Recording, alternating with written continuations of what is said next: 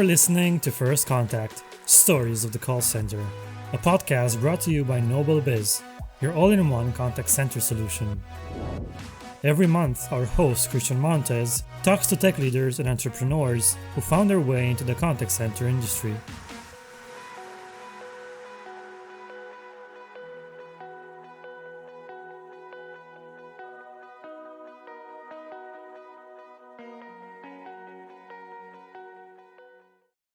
All right, everyone, welcome back to another episode of First Contact Stories of the Call Center. Excited to have you guys here and listen to our guest of today, Neal Topf.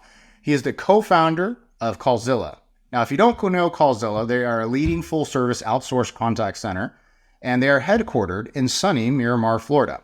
Now, if you want to understand more about the type of businesses that they focus on, you have to understand also that they are the forefront of delivering top-notch customer care and acquisition services to a bunch of different brands, spanning health, beauty, finance, telecom, fashion, entertainment, and more. So look, we're excited to have you here, Neal. Thanks for joining the show. Thank you, Christian. I appreciate it. You said the elevator speech far better than I might have been able to do it on a Monday morning. So I'm grateful. Thank you for the opportunity to spend a little time together with you. Yeah, no, look, I'm excited to have you here because anytime we have a story, especially a foundational story, we always want to talk about how did you even get there and how did you even make the decision to get to being an entrepreneur? So with that said, let's kind of step back a little bit, right? How did you get into the contact center space in the first place? So this is a question I get asked a lot, and typically my stock answer is, exactly. I ask myself the same question. How in the world did I get into this space? And then usually elicits a laugh and a smile, and there's some humor to that, absolutely. But there is actually some truth to that. It's like, how in the world did I get into contact center space? I was never an agent in the contact center. Many of the people that I encountered in the space at one time or another were agents. They were frontline team members. They started in college. It was their first job out of school. It was something they did to make ends meet. And I don't have that experience. And so I missed out on an incredible swath of learning in this space that many of my peers had far before I did. I'm a business guy. I went to business school, and I worked backwards and kind of discovered almost by accident that there's this thing called first direct marketing, where you engage one-on-one with customers rather than seeing them parade through your store and pick things off the shelf and put them in their shopping cart. I worked in direct marketing where companies were marketing and trying to market one-on-one to acquire customers and then later service them. And what I realized behind that was there's this whole thing called a call center back in those days. Well, the call center would actually be had a big role in helping to acquire customers, helping customers resolve questions about a purchase before they made the purchase, and then helping guide them through transaction, and then being there for them when they had a question about their purchase later on. And from the business perspective, I realized that there was tremendous opportunity in that world of contact centers and bridging technology, customers, operations, training. And I truthfully had no background in that. I was a business guy. And I started to try to understand the principles of each of those areas and take what you learned when you do an MBA and apply them in a real context. And it's been a 20 now plus year career of trying to figure that out and learn and adjust and do that every single day, because the world literally is dynamic in the contact center. That's one of the things I love about it. From literally 1 second to the next, the world can change, and you better sink or swim. You got to stay abreast of that and be at least even if not ahead of those changes. And that's what has made it so much fun for me. Well, that's interesting. You're right. I think there is always a story, right, where you fell into it as early job, or there was, a moment in time in which it pulled you in. And so coming from a business side of it, right, and getting pulled into it, let's now talk about a little bit about Callzilla, the foundation of it, you being a co-founder. How did you go like, yeah, I want to run a business. I'm going to be part of running a business. I want to now run a call center. Where did that go from saying, yes, I'm in the space now and I'm in direct marketing and I have this, but how did you go to all of a sudden entrepreneur and then also say, this is the industry I want to stick in? Yeah, some people are born to be entrepreneurs. I'm not certain that I was born to be an entrepreneur, but what I did was I always had great mentors I worked in the corporate space for a bunch of years, in telecom specifically, and I always had great mentors as my bosses. And I realized and learned from them the importance of lots of different things, the use of basic math for business, understanding how to interact with people, both that reported to you and that you reported to and then you had to interact with to get decisions made. Those things prepared me significantly well in the corporate world. I was able to get a couple of promotions here and there, but I ultimately realized that I wanted to go back to business school and really kind of formalize the business education. Fast forward to a bunch of things. I went and worked for a very large BPO. Was my first job out of business school with an MBA. It happened to be when I came out of business school, the world was in recession. There weren't great job opportunities or what I had perceived as traditional great job opportunities. No one was throwing these big signing bonuses at you and rolling out the red carpet and that nonsense had dried up from the telecom boom. But what there was, I had found, was this plethora of job opportunities in this thing called contact centers. And I rolled the dice and I was headhunted. I took a job at a contact center knowing that I had no experience in it. They knew I didn't have any experience, but they thought I was smart enough for it, fortunately. And I wasn't. I learned about this opportunity, I learned about the business until I realized, wait a minute, almost 2 years out, wait a minute, I think I can do this better on my own. By the way, I didn't know how to do it better on my own. And fortunately, I had a partner who's still my partner today, Andres, who he and I kind of divided the world. And we said, Andres, you're going to manage the IT and telecom side of the business, and I'll handle the business side, the biz dev, the marketing, the operations and finance piece of it. And we've been learning together literally these past 20 plus years how to do this because you don't learn about contact center or customer acquisition or customer care in business school. That's not part of the curriculum. But we try to apply common sense business principles to what we were doing. And like I said, every day we learn and learn and learn. I'll tell you a quick story. Our first clients, we tried our absolute best and we learned lots of things around the importance of technology, of training, of managing the entire value chain of people from hiring to training to supervising to administering. And we realized quickly that we needed to do our own MBA within contact center space. And we did it. We learned very quickly. We learned we had to adjust fast. It was okay if we failed, but we had to fail fast and move forward quickly. And again, those are great lessons that we've applied in the general business world, but more specifically to the contact center and the customer experience today. It's something that really popped out of what you said, that I'm sitting here and as much as I'm listening to everything you're saying, at the same time, I'm also going, gosh, let me just talk about something you said. You said that in school, you weren't really taught, right? In business school, customer service, customer care, customer experience. And then I sit back and I go, I don't remember that being a really strong point either. And I'm really now wondering if there's really any synergies there, right? Between the fact that the concept of that is really driven by the private sector, right? The businesses that decide to innovate, those that decide to excite and leave memorable memories for people that are positive versus those that just, do whatever they're going to do. And if there isn't like what we'll call this standard school approach, right, to this concept, which is, I think, so critical to business. And I think when you step back for a minute and you said, oh, there's this thing called contact center, right? It's such an afterthought. And there's always this odd taste in people's mouths when they think of a call center when it comes to things like, oh, I have a problem. Oh, I got to deal with this concept of a call center, right?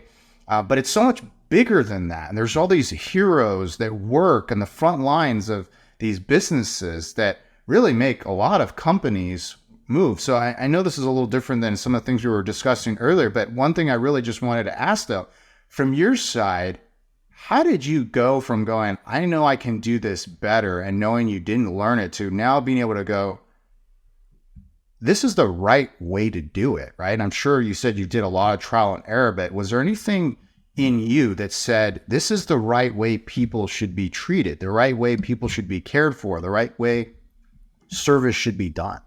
Yeah, it's a great question. I will be honest that my own education around this came from kind of two main sources. It was from some just individual reading, trying to read some of the best, books and best practices and read what was out there on the internet. However, I got really involved at an early stage within my contact center work in the group that is called ICMI, which I'm sure you've heard of, or they put on great events, great educational resources. The ICMI was a true motivator and inspiration for me. And check this out. The way this all came together, everyone kind of knows about the ICMI events that this organization would do, and their events still to this day are wonderful. But at that point in time, they had set up a Twitter chat, once a week Twitter chat. It was called ICMI Chat, hashtag ICMI Chat, and it was about customer experience. And once a week, those of us who were participating would get together, I think it was from 1 p.m. to 2 p.m. Eastern, and we would tweet about different topics and questions and respond to different questions that the moderator would throw out.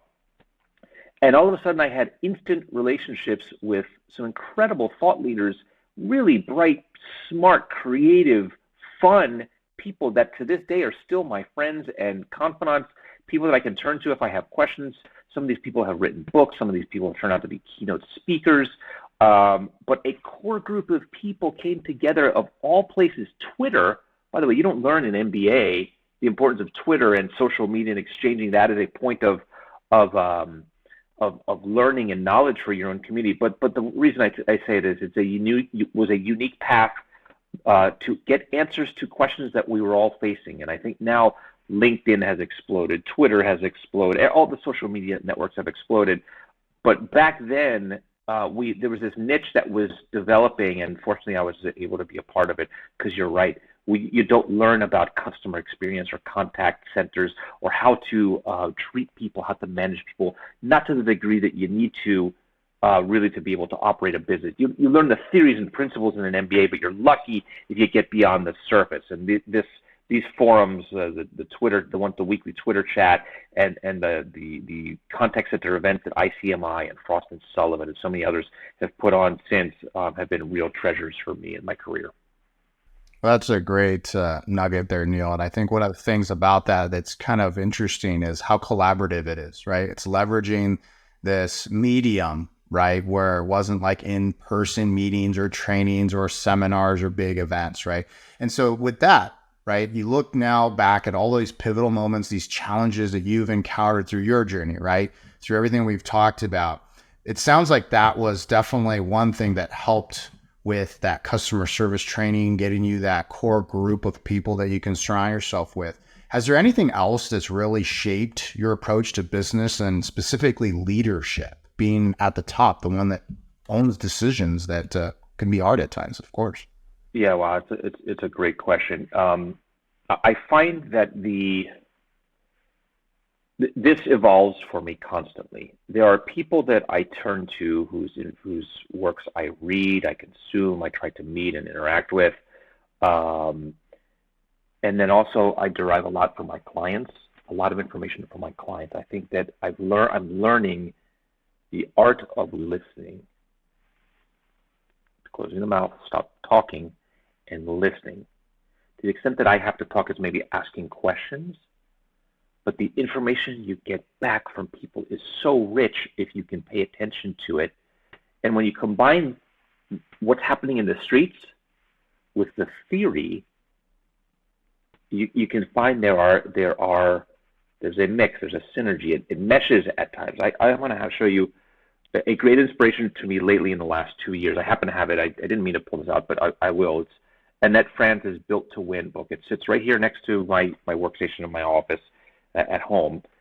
This has been a game changer for me, and if it were an opportunity, I don't know if it's a shameless plug, if I'm allowed to do this or not, but Annette's book for me has been a game changer for me personally, for the way I've set mission and vision within Callzilla, the way we try to operate on behalf of our clients, and we've placed our employees, our clients, and our customers at the center of what we do. The book Built to Win by Annette is exactly about that, how to become a customer-centric and employee-centric organization, and how you use data and how you give each set of stakeholders a seat at the table. I mean, those have been tremendous influences for me, and try to find my own way to take the theory and apply it in real life in what we do and how we operate and serve clients and customers.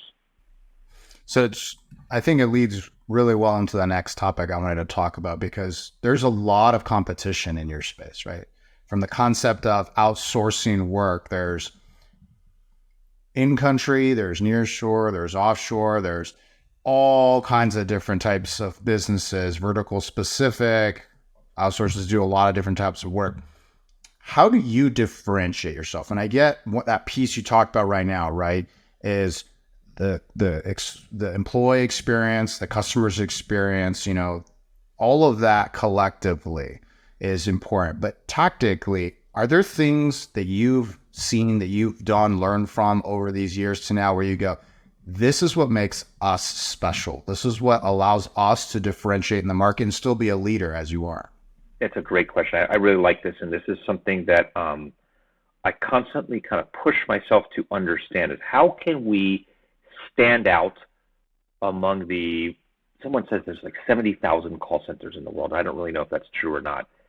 I think if there are 70,000 call centers in the world, and by the way, this is a line in our sales pitch we talk about.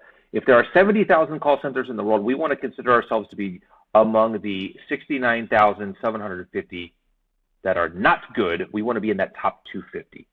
And if we can do that, I think we will certainly stand out from the rest of the noise and garbage, unfortunately, that's out there.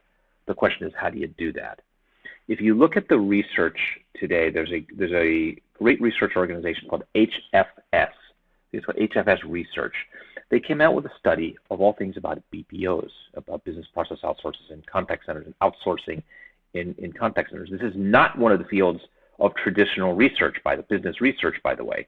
This organization has done some great research, and I don't have all that handy right here, but for me, what resonated in the most recent publication that they put out earlier in 2023 was that the BPO, or the outsourced contact center, is now being looked at by the client, by the buyer of our services, to help them work through digital transformation, change management, the traditional headaches with outsourcing, and to be the provider of many of the tools and theories and practices that the buyer or the brand typically can't or doesn't want to have to assume themselves.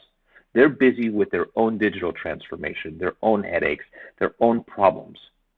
But they look to us to be the one to bear the brunt of these responsibilities of managing ChatGPT, of how to utilize, we talked earlier about conversational AI.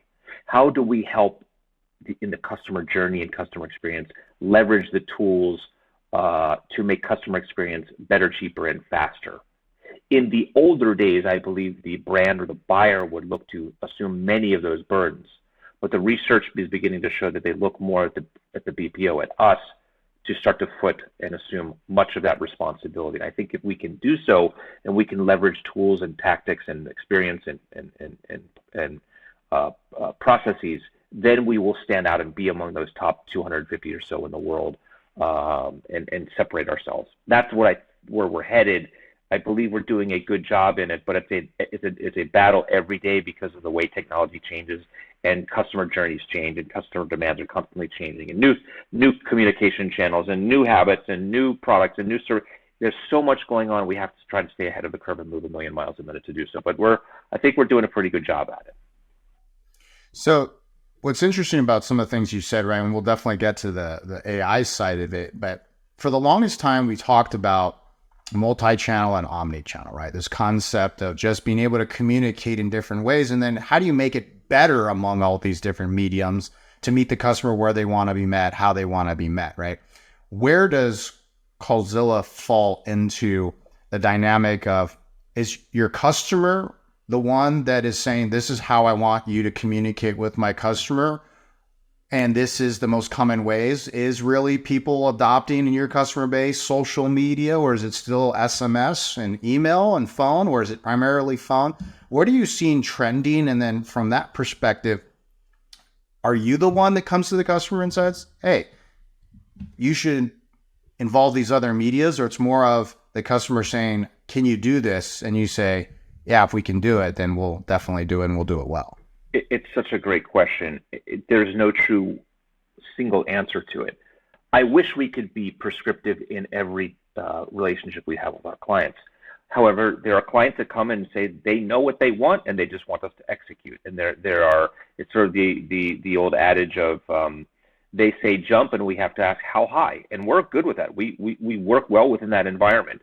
They'll tell us, we're going to bring our CCaaS platform, we're going to plug you into it, and you're going to handle these channels. And it's usually phone, it could be email, and probably chat. Those are typically the top three. It could be one of those three, it could be two of those three, it could be all three of those three. It could change from quarter to quarter. It's dynamic. We have to be many things to many different types of clients. There are other opportunities where we get to add a little more art to the science, where we get to analyze and say, okay, here's kind of what's going on in your customer's world. This is what our recommendation would be based on what we see. And then we can begin to have a little bit more creativity of adding a channel. Sometimes it's a channel or technology added by us. Sometimes it's a channel that is added using the client's technology. Sometimes the client knows exactly what they want. Sometimes they have no idea what they want. But where it makes sense for us to be consultative, we are, and we have to be, when that opportunity presents itself. Clients sometimes know exactly what they want. They don't want to hear anything else. That's okay. There are other clients that are willing to listen and put that onus on us, where I talk about the change management of the digital transformation. They will come to us and look at us and say, hey, help us out here. We're not the experts. You guys are the experts. What do you think we need here? And that's where we have some fun collaborating in and really creating the masterpiece and iterating and adding a channel, adding a shift, adding a service, adding a whatever it is, adding an inbound to an outbound or an outbound to an inbound. These kinds of things, and we've got to be in play in each of those different arenas to be able to be competitive and to be able to be as consultative as possible. What's so interesting about what you're saying is, we always talk about know your customer, right? And I don't mean just know your customer from like a compliance side, but like understand your customer and what they want of you will help you with building that journey that the customer wants, right? There's an end result experience that they want. And when we talk about it from an outsourcing perspective, there's like, what does your customer want for their customer? But you also know that you have a lot of different types of customers, right? Your customer may only service their customers in a certain way, right? They may have a more structured approach, but you have to look at it and go, is this customer coming to me and saying, this is how I want it done, you need to conform to it? Can you deliver? And can you meet these things? And then the other side is, whoa, you're the expert. You have to be the one that knows and understands how to take care of my business. And you got to come in here and consult with that. So with that being said, we talked about earlier, the concept of return on investment. When we talk about these efforts like customer loyalty and brand perception and things of that nature, we talk about when you invest into these customer experience initiatives, when your customer does or you recommend it as that consultative side, how do you recommend that one measures that return on investment, whether you've learned it through your customers or you're trying to tell your customers, if you do these things, it could help you improve customer loyalty. It could help you improve brand perception. How do you measure those things, or how do you share the concept of those things and saying this is worth the investment to do? Yeah. Some of them are measured in dollars and cents. Others are measured in things that are a little bit more nebulous, like CSAT or NPS. By the way, parentheses, I don't like NPS so much. There are still clients of ours that utilize it. And it's up to them to determine, okay, if we get 5 additional points out of a CSAT survey, what does that mean to us? How does that translate into return on investment? Or how does that translate into customer lifetime value? There are things that we can directly recommend that we influence and have access to. There's others that are a little bit harder to calculate. But the principle of better, cheaper, and faster are also important to notice and share. I'll give you an example. You and I, before we hit recorded, talked about conversational AI. Conversational AI means lots of things to lots of different organizations, by the way. But one of the things that we're leveraging is the use of speech and text analytics to replace traditional QA or quality assurance work. So in the old days, or some organizations still have it. They've got some people over there in the corner listening to 2% of the calls, 3% of the calls, and they make deductions that says, okay, of the calls we've listened to, our QA score is 79.86%, and that's what it is. Well, how can you really know what the heck is going on when the QA score is 79.86% and you're listening to 2 or 3% of the call? That seems to me statistically almost irrelevant, or maybe definitely irrelevant. And anyway, what is 78.76, whatever the number is? What does that even mean? There's other important metrics and ways to gauge experience, I think, outside of the traditional QA score. And that's where leveraging these new technologies of speech and text analytics can really allow you to hone in and give you insights and data as to what the heck is actually happening in 100% of the interactions. Not just the 2 or 3%, but 100%. And we've had a lot of fun with that. And by the way, with using these technologies, it checks the boxes of better, cheaper, faster. You're analyzing and listening to a larger sample size. You are able to hone in on a significant wider and deeper range of data points. And you can hone in and understand what the heck is actually being said, and not trying to jam it in and fit it into a scorecard in Excel somewhere that you can't really modify. We have a lot of fun with that, especially this year and last year. I think 2024 is going to be even bigger with the usage of speech and text analytics. This is James. James is a contact center manager with a passion for philosophy and hiking. As a kid, he made a promise to himself that he would always follow his passion. Today, he ponders on the thought that this promise is probably the best decision he ever made. Today, James loves his job just as much as he loves hiking. So much that he sometimes brings the scent of fresh pine and the tranquility of the mountain streams back to the office with him. With Nobel Biz as his company's provider, James found the necessary peace of mind to finally bridge the gap between his passion and his work. By choosing to partner with the promise-keeping voice and software provider of the industry, contact center technical issues, downtime, and poor customer experience are now a thing of the past. In an industry ruled by uncertainty, Nobel Biz combines balanced pricing with the highest quality, topped off with outstanding support. But above all, Nobel Biz delivers peace of mind to contact center managers and owners. And for the first time, James hit that sweet spot of focus and confidence that is allowing him to take his business to new heights of profitability and success. After all, you know what they say, promises are the uniquely human way of ordering the future. Nobel Biz, the promise keepers of the industry.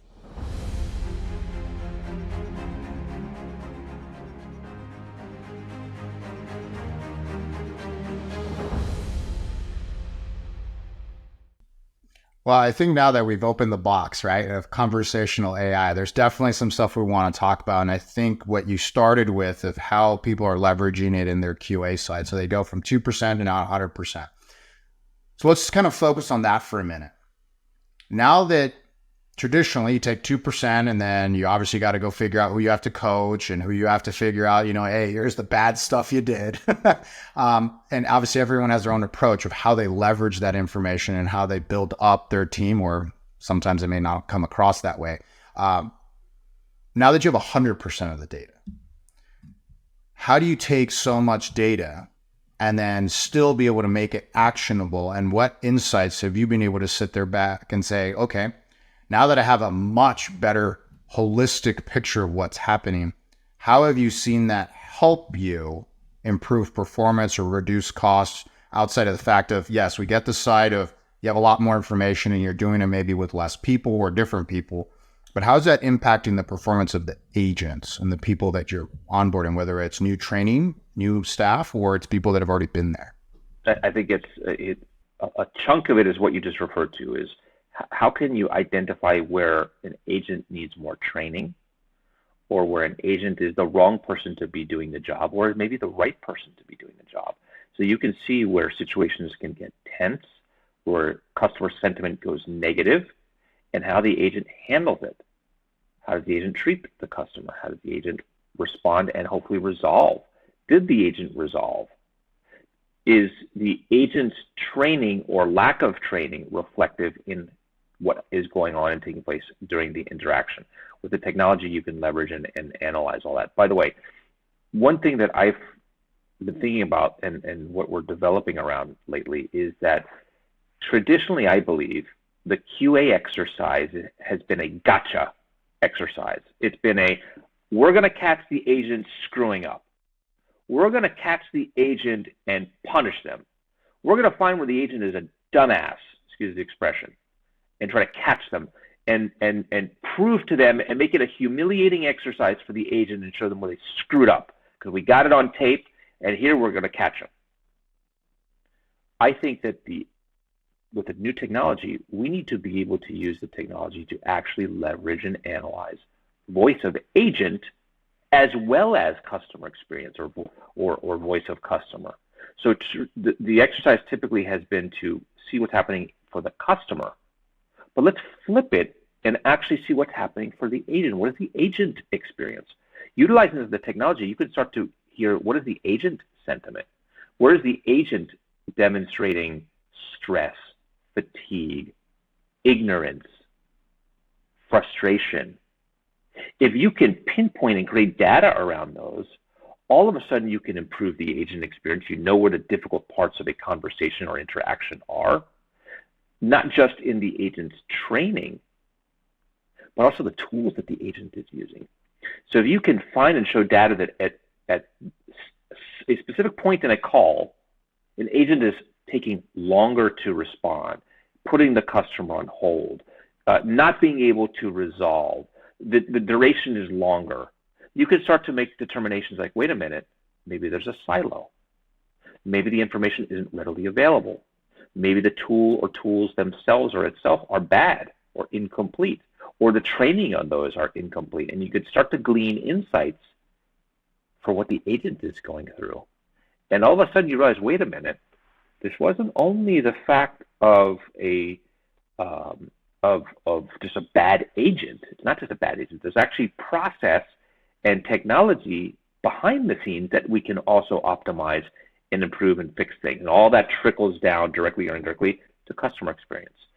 So I think you have to, as an organization, we have to get smarter and figure out how to leverage these things, know what we can use them for, and turn it around and not just use them as a gotcha exercise, but start to point the finger at us and say, wait a minute, the tools we're providing are not adequate yet. And here's where they're not adequate and why they're not adequate, and we can prove it. That's the direction we're heading with the technology. Yeah, it's a really key piece of going from the gotcha to investing into how do you make things better versus it always being the person, that moment in time, right? Where when you can take all that data, it almost allows you to potentially look at and celebrate all the people that are doing a great job, because you don't really know that. You're guessing when you're looking at 2% and the KPIs that everything on those calls are going as well as they are. Even if the outcomes are good, you're missing all these opportunities to celebrate wins and also look at where there's areas of opportunity. So talking about being proactive, right? You're talking about this proactive approach with the team and the employees' experience. When we look back at the concepts of how you're leveraging conversational AI, are you seeing that being able to be also leveraged from a proactive customer engagement strategy? Think of like personalized outreach or post-purchase follow-ups, ways to build stronger customer relationships. How are you seeing, or do you see that working? I admit I'm not certain yet. These are learning points that I don't have the answer to. I wish I did. And I think the capabilities and the technology exist to be able to utilize them for those things. But I wouldn't want to lie to you and say that we figured it out and cornered the market on them, because I don't think that path is so clear yet. I think it will get there, and I think it's probably close to almost at our fingertips maybe.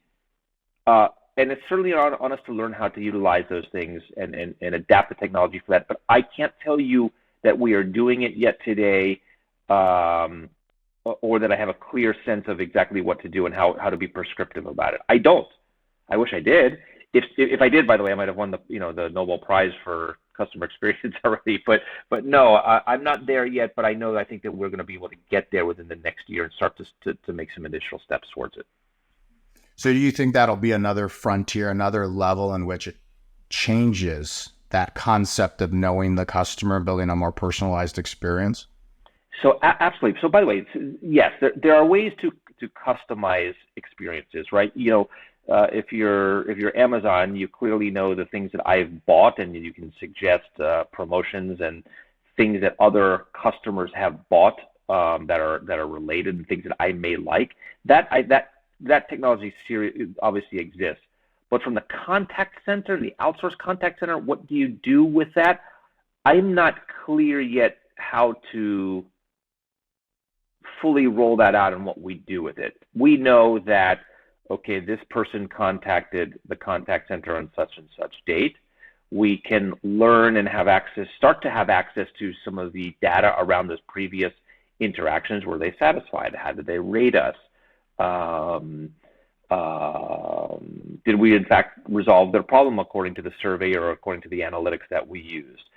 There are some things like that are at our fingertips, but again, I think this is a bit of a new frontier, and I don't yet think that anyone is truly leveraging the capabilities that are there. If I'm wrong, I'd love to be pointed out and be wrong, but I'd be surprised if those in our community are fully utilizing those as we can yet. I would love to be able to be shown and learn how we can actually do that and use it for good, by the way, and show that, Mr. Brown, you're calling in. I see that we didn't resolve your problem last time. How can I help you today? I think we need to do a very careful, deliberate, sensitive job of what we do with that information, how we train around it, and how we improve the experience around it. But I don't have all the answers to that one yet. Well, that's the great thing about community, right? And hopefully those of you that are watching, you never know, there's somebody who's going to reach out to you at the end and say, Neal, I'm working on this right now.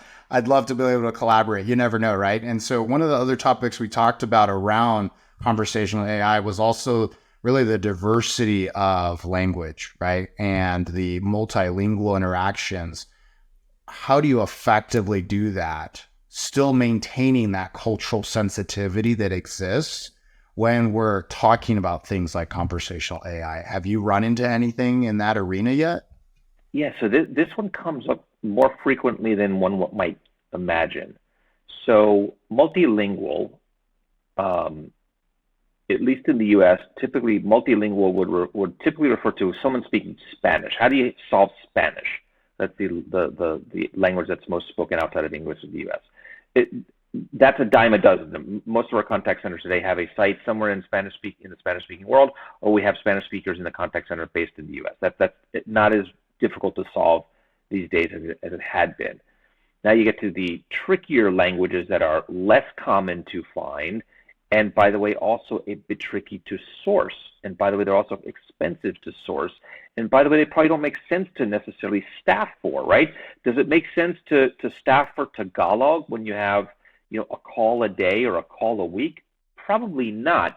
And that's where the amazing AI tools come in that can supplement having to have a real live person that costs a significant amount of money that speaks Tagalog. Well, you can leverage the technology and the conversational AI, voice AI for Tagalog. If I were to look at it, some of the recommendations I'm making is not necessarily to staff utilizing voice AI, but certainly text AI. I think those are easier, lower-hanging fruit to be able to text in for chat, for email, for SMS. Voice is a bit trickier because you have things like accents, and it's a bit harder maybe to translate and have a fluid, real-time conversation. But when you're writing, you have a little bit more time, and it's a bit easier, I believe, in the experience of the customer to try to understand and appreciate that, okay, here's a a message coming back to me in language. But the tools and technologies that are out there are just astounding. They're going to continue to get better and better and better and provide better and better experiences, I believe, for customers. And again, along the lines of better, cheaper, faster, rather than having to staff and have the person that speaks, fill in the blank, Tagalog, Mandarin, Arabic, French, Canadian, all the different nuanced languages that are expensive. The technology is there and costs, relatively speaking, pennies on the dollar. And like I said, I think it's just getting better and will make it better, cheaper, faster, that much more achievable. So I know you kind of said right now voice isn't there yet, right? But we still see IVRs that were traditionally just, branching trees, and so on and so forth. But now with this more advanced AI, voice aspect in that IVR experience, that's still, even though that's the voice side, maybe eventually self-service or getting you to an agent, how do you see any considerations being taken into account, leveraging that in a way so you're still, yes, hopefully doing it better, that's, the first word, then, cheaper and so on and so forth. But if you don't do it well, it definitely causes a lot of friction for people. Any insights into where to balance that? I love that you brought this up. It's almost, I think, correcting my notion. I think that the days of the IVR, the traditional IVR, press 1 for this, press 2 for that, those are going to fall by the wayside and be replaced with the conversational AI.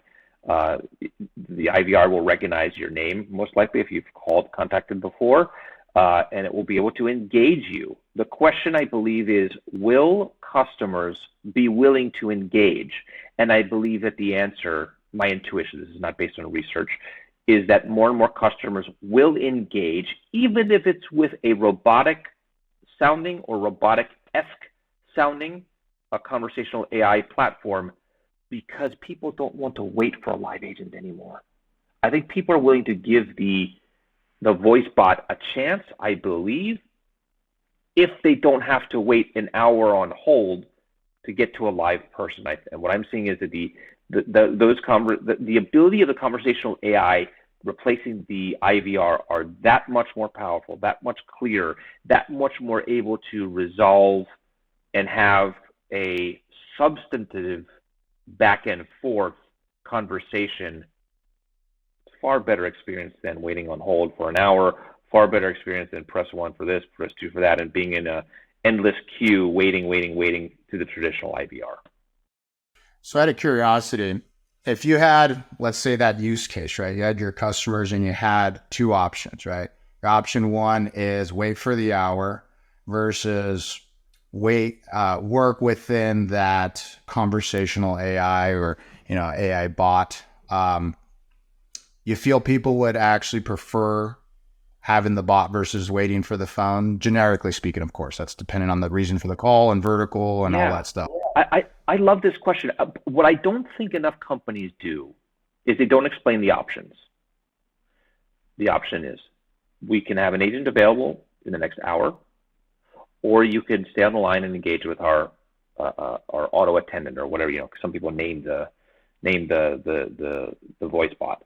Stay on the line with Steve, whatever it is, and Steve can do a pretty good job of helping you. I think if you set the expectations for the customer will opt in more and more to the voice bot and be surprised that the voice bot can do significantly more and provide at least a better experience than waiting on hold, and may actually get to resolution. But I don't think the users of the voice bot are doing enough of a good job of explaining the options. They're just pounding and pushing the person right into the voice bot rather than explaining the options. Does that make sense? Nope, totally makes sense from your perspective of comparing the two, right? And so just out of curiosity, throw another little layer in there. If that hour wait was truly on hold or a queue callback, would they take the queue callback over the conversational AI, you think? So this is a good question. I was thinking about it as I was listening to you on the previous question. Is that's the other element, is you offer a callback, and I certainly select the callback from the bank, from the airline, because I don't want to wait on hold for an hour. I think I've made a judgment call of whether I think that the reason I'm calling can be addressed by a bot, or it's better to just get a callback. I don't know the answer, but it becomes interesting if the bot is truly equipped to handle some complex stuff, then the brand needs to offer the bot. Offer the bot and explain, look, we believe that we can handle your questions. Yeah, I wonder if your confidence, and I don't mean you, Neal, right? But just the business that's implementing the bot has the confidence that their bot is presented properly. It is set up in a way for the customer to be as successful as possible, right? It's not been done in a poor way where, it's just going to piss a lot of people off, right? Abandon those calls, or when they finally get to an agent, they're just going to be railing on how crappy their conversational experience was. But if it was that good, and let's just forget the technical, how would you do it and if it's feasible kind of part. But if you were to say to a customer and say, when they come into that system, hey, we have a choice. You have queue call back in an hour. You can wait for an hour. You can talk to the bot.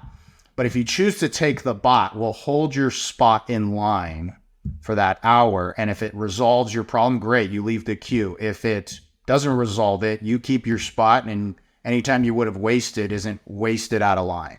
Smart idea. I think it would be you have more people opt into the bot. Sure. There's obviously ways to convince people to say, is this worth it? But I think it's this concept of either or, right? That risk of like, well, gosh, do I risk wasting and going in this line when I should have been in that line? I don't know. So it'll be interesting to see how people leverage it. And it's a great conversation to see how you're looking at it, how you're leveraging it, and then obviously how other people will in the community will do it. So let's kind of shift to another topic real quick, right? The pandemic. When we talk about during that period of time up until now, what major stuff happened with you, with Callzilla? What happened in the business with you and your customers during that period of time? And what have you learned from that? Any big things that you learned from that? And what have you what have you done since and going forward? Thank you for the chance to talk about that. Some of the responses you won't be surprised at. We moved from a fully bricks and mortar operation to work from home. Everyone did that. Check. We checked the box. We did digital transformation. We started to utilize a significant number of tools to make experiences better, cheaper, faster. But most organizations did that as well. So I don't think we stand out necessarily from those things. I think that mid-pandemic to present time, there are two big shifts that we made in our business. Three shifts, sorry. The thing is, it's three. Number one, we added a geography in our footprint. So historically, over 18 years of servicing clients, we had only handled contacts from our Nearshore location in Colombia. During the pandemic, we opened up and added South Africa for a number of different reasons. South Africa has native English. It's the most powerful and attractive service delivery point into the U.S. today. It wasn't as well known 2 or 3 years ago. It was certainly emerging, but here we are 2 to 3 years later, and it is the number one delivery point into the U.S. So I'm proud that we moved heaven and earth to put all of that together, and that's a great point for low agent attrition, a stable workforce, a hungry workforce that's focused on quality and customer experience. So we're very proud of that, and we've seen that our client base and our prospect base, it very much resonates with them, and they're very pleased with what we're able to offer from South Africa. So that's a big thing to have accomplished in general, but especially during the pandemic. And then I think another important thing, two more things. The stuff I'd already talked to you about, the change management and digital transformation and handling the data and insights and being more data-driven so that our clients can rely on us for those insights and that value-added type service. That's been a big change for us. That involves a whole significant number of things in terms of resources and technology that we've invested in, something I'm proud of. And then finally, the thing that I would talk the most about, I've hammered home and I've repeated it several times about digital transformation, and those things certainly continue. However, for us, one of the most important mind shift changes that we've made is the focus on analog transformation. Remembering that this is a people business and process business. We need to have the artists in addition to the scientists, the people, training our people, preparing them, developing them, motivating them, keeping them engaged, involving them, and giving them a seat at the table so that we can truly, really be customer-centric, client-centric, and employee-centric. When we focus on the people, then we differentiate ourselves and truly become one of those top 250 or so contact centers in the world. That's something different. Most are not doing that. They're focusing only on the technology. And we're focusing on technology. We certainly are. But if you don't have the people to operate the technology and to create the process and to service the customers and to create the designs, we're talking about design, to create the paths and designs and flows and journey mappings. If you don't have the right people, forget about it. You're out of luck. We've understood that, and so we focus significantly once again on our people. So I would summarize those things. You know, I love how you finished on the people, right? We've talked a lot about technology, and we've also talked about some process. And even though we've talked about people throughout as the theme, the pieces that each of these things enable their success. But when we think about the contact center space in general, right, the volume of people that come in and out of the space, right, they go through the front line side of it, right? They've been an agent, they maybe been a supervisor at some point. But I think you gave a great example earlier when we were talking about QA, and it was a gotcha into how do we then transform the gotcha into investing into your success, right? How do you succeed, which helps us succeed, which helps the customer succeed, right? It's kind of that full circle you started with at the beginning.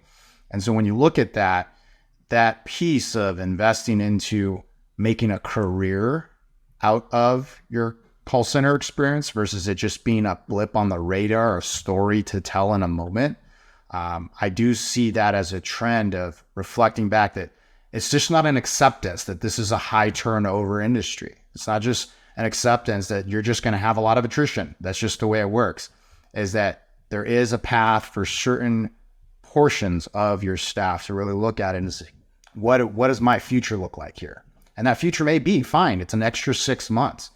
Well, extra 6 months may be a lot to how much time and effort and money you're spending to go hire, train, and bring in the next people and the turn up for them to ramp up and all the stuff that financially to your better, cheaper, faster.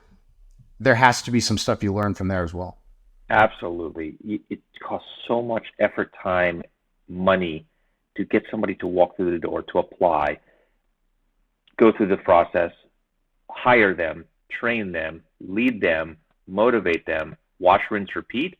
It's not in anyone's interest to let that person go unless they have to be let go because of one reason or another. You want to get those people to stay and to perform and reach their maximum level of productivity and enjoyment and engagement. If you can do that, everybody benefits. But that's where the art also comes in, right? There's a little science, but there's a lot of art to that and trying to figure out how to do that correctly so that you can get the extra 6 months, 12 months, 18 months, and beyond. It's for all of our organizations, it's hard to hire and keep good talent. But that's what we have to do to be able to survive. And the second you lose those people, man, it becomes significantly harder to get someone as good or better to walk back through the door. You don't want them to leave. Keep them as long as you can. Make them happy. Make it a lucrative experience for them because the world changed. Certainly the world changed in the pandemic, and it's not easier to hire and retain anymore. Definitely. So love the conversation, and I definitely want to make sure we finish off with a little bit about you. But one thing that I think is really important from that, those that have listened to your story about wanting to be and aspire to be an entrepreneur, if there are others out there, whether it be into the call center space or otherwise, if they're considering to do so, is there any advice you would give them looking back and saying, I wish I would have had this advice, or this advice was critical for me when I made that decision? Yeah, wow. There's art to entrepreneurship, I think. I've been fortunate to have partnered with a person whom I trust, value, who compliments me, who I compliment. Finding people to work with as your partner, as your investor, as your advisor, as your provider, as your employee. Business is about people. Find good people. Without good people, forget about it. It makes it very, very difficult. So that's certainly one thing. Business is about people. And then the other thing I would say is it's okay to fail. Not all businesses succeed. Not all launches of products or services succeed. It's okay. Get to an MVP, minimally viable product, launch it, and start to fix it as you learn. It will be broken.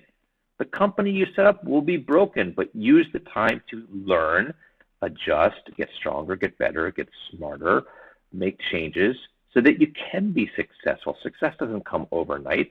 Success is a day-to-day battle, and if you have the stomach and fortitude to be able to fight that battle every day, you will be successful. But you got to have that fortitude. You got to be able to look critically at it every day and be surrounded by people that are going to give you feedback to help you out. I think those two things are really important. Your heart and your grit internally, your ability to take criticism and take failure, brush it off, move on, because you're surrounded with good people and ideas that will help you execute those ideas. I think those are the two big things that are important in hopefully being successful as an entrepreneur. Yeah, I love those two things. I mean, you used one of my favorite terms, grit. And, part of that grit is that also wiping off that dirt because you fell, you had to get back up, found a way to get back up and you move forward. It also means that you're not alone, right? You have the right people, whether it's one partner or a group of people surrounding you that you can't do it all on your own, right? And finding where other people complement you, where you're not necessarily the best person for it, is huge. I think a lot of times, a lot of leaders early on especially, they want to handle the world on their shoulders and it collapses underneath them. So with that said, how do you balance in your life, business, having that healthy work-life balance? What do you do to stay as an effective leader, at work, but also find that balance outside of work? It's so important. I recommend for all of us, you got to get out of the office. Go be on the street. Go smell what's going on out there in the marketplace or marketplaces that you serve. Go to the trade show. Go visit a prospect. Go visit a client. Go visit a vendor. Get out of the office. By the way, I'm a homebody. I like to be at home. I have to force myself to get the heck out of my seat and go. That helps create some balance in your work life. Go talk to people. Go meet with people. Go see people. Outside of work, you got to have hobbies. You got to have passion. You got to have interest. Get out of the house. Going out to eat is not a hobby. It's fun. I do it. Not a hobby. In my personal case, I like to play golf. I've been learning how to play golf over the last 5 years. At my age, it's new for me. It's not as easy. I wish I had learned as a kid. But it consumes me enough because I'm so fascinated by trying to get better and better and better. It's a little bit of competition, but it's a little bit of just kind of learning something new. And by the way, being okay with being uncomfortable, trying to learn how to hit this tiny little white speck with this metal club and trying to get the ball to go to the right place that I want it to go. That's been a challenge for me, but I've loved it. I've found in golf a hobby. For others, it's music. For others, it's the theater. It's cinema. It's arts and crafts. It's whatever it is. Find a hobby. Find a passion. And do something. And I don't think you need to have 10 different ones of those. Those that have 10 hobbies, wonderful. That's wonderful. I think you need to have at least one that you can look forward to and distract you and occupy your mind on something else. And by the way, I think reading is really important. Whether you read a print version of a book or a digital online, I don't think it matters. Reading, you got to read. Read. I wish I did more reading. I need to create more time for myself to read, but that's an important part, I think, for all of us to be able to create a balance and keep learning. Keep the learning on, as Roy Atkinson says. KTLO, I think is the expression. Keep the learning on. Oh, great stuff. Look, Neal, there's going to be people that want to connect with you or want to know more about Callzilla. How do they go about doing that? So the website is simple, callzilla.cx. Follow us on LinkedIn. We have a decent presence on LinkedIn, trying to update and share stories. I think that's another important thing I learned during the pandemic, by the way, is the importance of sharing and telling stories. We try to tell our stories as much as we can on LinkedIn. Hopefully they're good stories. I think the stories that people like about our people and why we're different and the cool stuff that we're doing. those two are the great places to find us. I'm on LinkedIn. I know when this is published, you'll see my name in there and tag me. By all means, I accept all invitations. Love to connect with people on LinkedIn. I interact in different groups, and simply message me. It's easy to find me that way. Yeah, you never know. There may be someone out there saying, I'm already doing or I'm working on the outreach, proactive, conversational stuff, and they'll connect with you. Well, look, thanks so much for joining. It was a great conversation. That wraps up another episode of First Contact Stories of the Call Center. Now, look, for those of you who want to stay tuned, please subscribe. That way you can see what's going on. Give us a share or review with your friends and colleagues. Thanks so much for joining, Neal. Thanks, everybody, for listening.